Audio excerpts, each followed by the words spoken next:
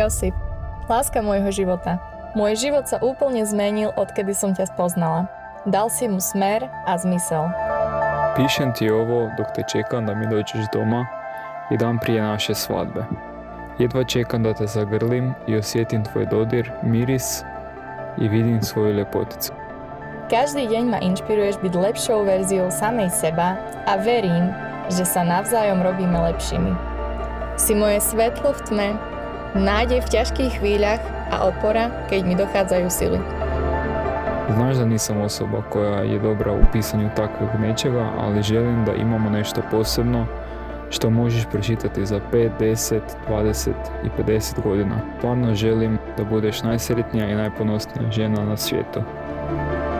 Slova ani zďaleka nedokážu opísať, čo pre mňa znamenáš a aké krásne je kráčať životom po tvojom boku.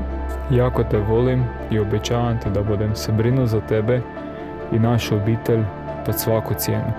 Nech nás Boh vedie na našej spoločnej ceste a nech náš vzťah zostane silný v dobrých aj zlých časoch.